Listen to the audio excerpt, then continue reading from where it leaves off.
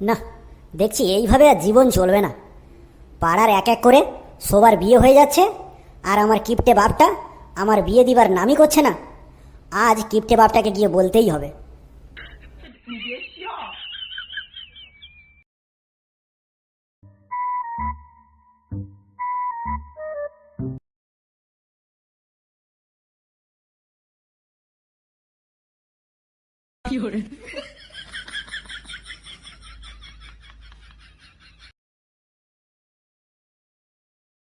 ছেলের হাতে বাবা খুন,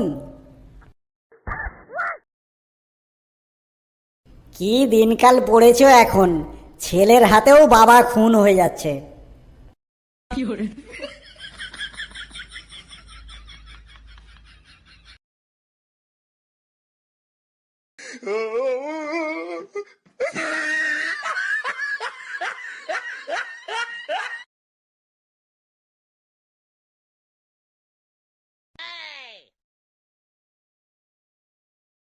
কি ব্যাপার রে, তখন থেকে দেখছি তুই এক জায়গায় দাঁড়িয়ে আছিস। দাঁড়িয়ে দাঁড়িয়ে কি পেটের ভাত হজম করছিস নাকি? তোমার কি দেখে তাই মনে হচ্ছে নাকি? তাহলে তুই আমার সামনে এসে দাঁড়িয়ে আছিস কেন? মনে হয় কোনো নতুন ধান্দা আছে? না বাবা, তেমন কিছু নয়।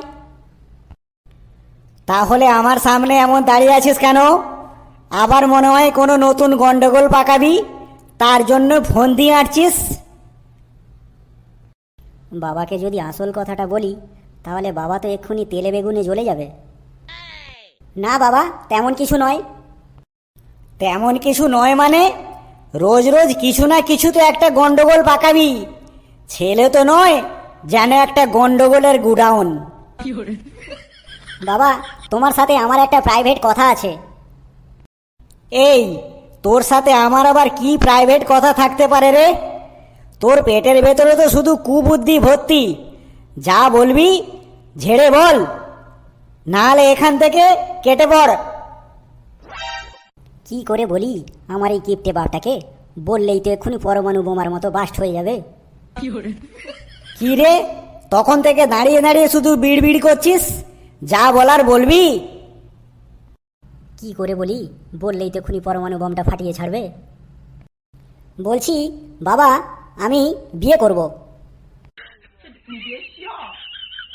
কি বললি? হতচ্ছাড়া, মরকট, বেল্লিক, বাঁদর, কুকুর, হনুমান, এই বয়সে তুই বিয়ে করবি? হ্যাঁ বাবা, আমি বিয়ে করব। এই, তোর বয়স কত যে তুই বিয়ে করবি? তোমার একমাত্র ছেলে আমি বাবা, আর তুমি আমার বয়স জানো না? আমার বয়স 18 হতে যাচ্ছে।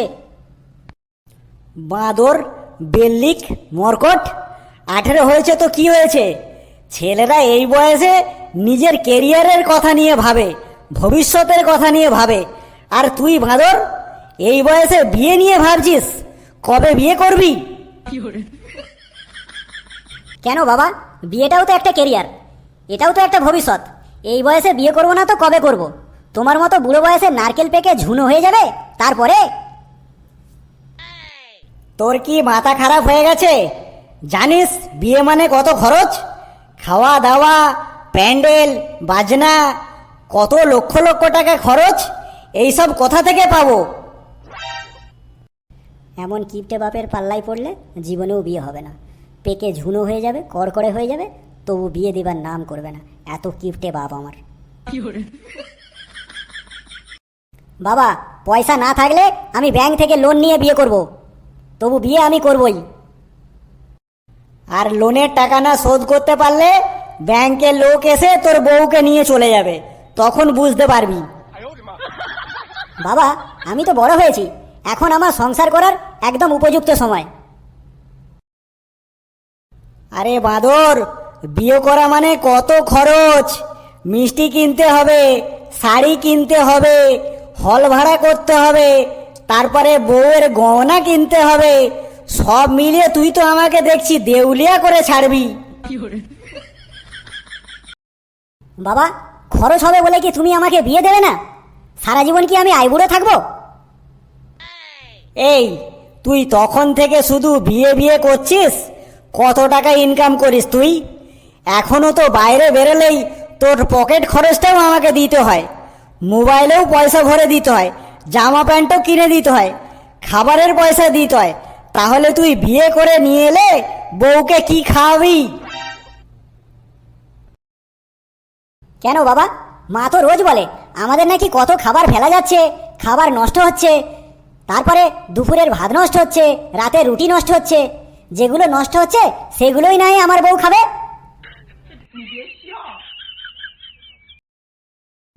এই তুই তো দেখছি তখন থেকে বিয়ে বিয়ে করে আমার মাথাটা খারাপ করে দিবি।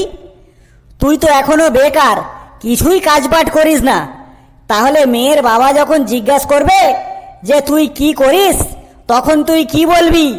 যে আমি টোটো কোম্পানির ম্যানেজার? বাবা, বিয়ে করতে গেলে মেয়ে লাগে, টোটো নয়। তারপর আমি পুঁটিকে খুব ভালোবাসি, আর ওকেই আমি বিয়ে করব।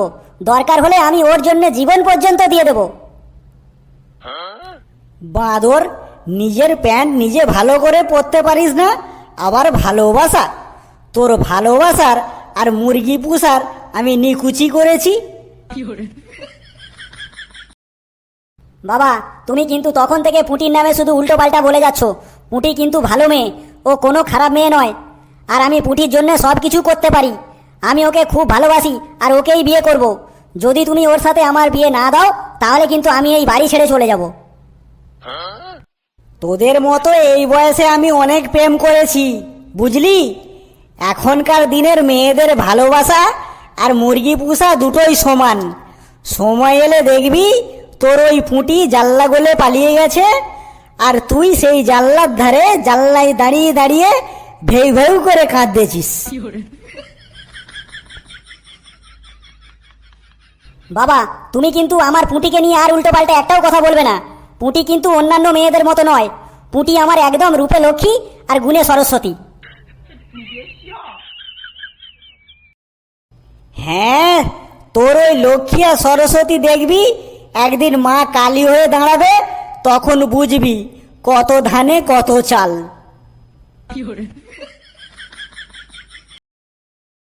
বাবা, তোমাকে কিন্তু আমি শেষবারের মতো বলে দিচ্ছি, তুমি কিন্তু আমাকে পুঁটির সাথে যদি না বিয়ে দাও, আমি কিন্তু পুঁটিকে নিয়ে পালিয়ে গিয়ে বিয়ে করব।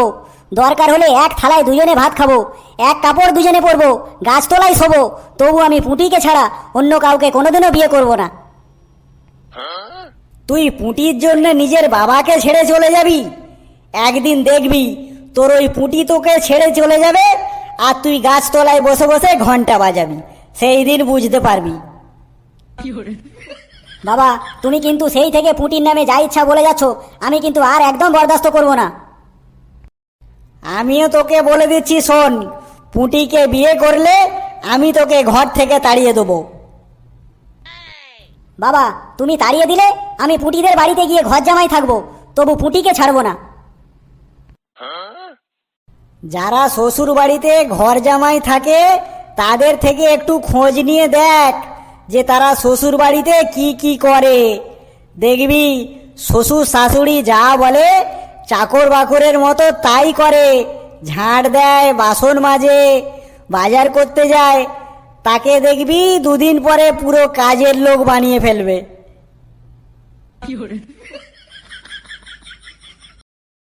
সে অনেক ভালো বাবা, কমসে কম তোমার মতো কিপটে বাপের থেকে আমি মুক্তি পেয়ে যাব। এই তুই যে শুধু তখন থেকে বলছিস বিয়ে করবি বিয়ে করবি, এখনো তো তুই বাপের পয়সায় খাস আর সারাদিন বন্ধুদের সাথে টোটো করে ঘুরে বেড়াস, তাহলে তোর বিয়েটা আমি দেবো কি করে? এই বয়সে ঘুরে বেড়াবো না তো কবে ঘুরে বেড়াবো? তোমার মতো বুড়ো বয়সে? আগে ইনকাম কর, নিজের পায়ে দাঁড়া, তারপর আমি তোর বিয়ের কথা ভাববো। পাড়া ছেলেগুলোর এক এক করে বিয়ে হয়ে যাচ্ছে, তোমার কি সেদিকে চোখ পড়ে না? পাড়া ছেলেগুলোর বিয়ের বাড়িতে গিয়ে নিজে খেতে যাচ্ছ, কিন্তু নিজের ছেলের বিয়ের কথাটা একবারে ভেবেছো? এই পাড়ার ছেলেগুলো বিয়ে করছে, তারা সবাই ইনকাম করে, সবাই সংসার চালায়, আর তুই কি করিস? সারাদিন টোটো করে ঘুরে বেড়াস। বাবা, আমি কিন্তু সিরিয়াস বলছি, এখন মেয়ে পাওয়া খুব কঠিন। অনেক কষ্টে আমি পুঁটিকে পটিয়েছি, এরপরে যদি বেশি দেরি করলে আমি কিন্তু আর মেয়ে পাবো না, তখন কিন্তু আমাকে সারা জীবন আইবুড়ো হয়ে থাকতে হবে। আমারও একটা কথা তুই ভালো করে শুনে রাখ, যতদিন পর্যন্ত না তুই ইনকাম করে নিজের পায়ে দাঁড়াতে পারবি আমি ততদিন পর্যন্ত তোর বিয়ে দেব না। দরকার হলে তুই বুড়ো হয়ে থাক, বুড়ো হয়ে যাক, চুল পেকে যাক, দাড়ি পেকে যাক, টাক পড়ে যাক, তাও চলবে, তবু আমি তোর বিয়ে দেব না। প্রত্যেকটা ছেলে মেয়ের বাবা তার ছেলের জন্য কিছু না কিছু করে দেয়। একটা বাইক কিনে দেয়, ঘর বাড়ি বানিয়ে দেয়, ভালো মোবাইল কিনে দেয়, একটা ভালো মেয়ে দেখে বিয়ে দিয়ে দেয়। আর তুমি আমার জন্য কি করেছো? খালি একটা স্কুলে যাওয়ার জন্য ভাঙা সাইকেল কিনে দিয়েছো, তাও আবার পুরনো। আমি তবু তো তোকে একটা ভাঙা সাইকেল কিনে দিয়েছি। আমার বাবা আমাকে বলতো তোর বন্ধুদের সাইকেলের পিছনে বসে স্কুলে চলে যাবি। তার মানে তোমার থেকেও তোমার বাবা আরো বড় বেশি কৃপণ ছিল।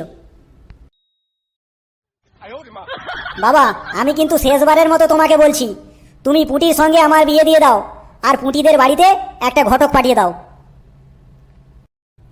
ওই আলুওয়ালার মেয়েটাকে আমি কখনোই আমার বাড়ির বউ করব না। তুই যা করার কর, তারপর আবার ঘটকের পিছনে আমি কোনো পয়সা খরচা করতে পারবো না। তোমার মতো কঞ্জুস কিপটে বাপ আমি বাপের জন্মে দেখিনি। পয়সা খরচা হয়ে যাবার ভয়ে ছেলের বিয়ে দেব না। আগে তো পয়সা ইনকাম করে দেখ, তবে তো বুঝবি কত ধানে কত চাল। আর এখন বাজার হাটের জিনিসের যা আগুনের মতো দাম, লোক এমনিই কিপটে হয়ে যাবে। আমি কি কিপটে, আমার থেকে আরো কত বড় বড় কিপটে আছে। ঠিক আছে বাবা, তুমি তোমার পয়সা নিয়ে থাকো, আমি চললাম পুটিদের বাড়িতে ঘর জামাই হয়ে থাকতে। যা যা, কিছুদিন পরে দেখবি ওই পুঁটির মাও তোকে ঘাড় ধাক্কা দিয়ে বের করে দিয়েছে। কে তোকে বসিয়ে বসিয়ে খাওয়াবে? সে যাই হোক, অন্তত তোমার মতো কিপটে নয় ওরা।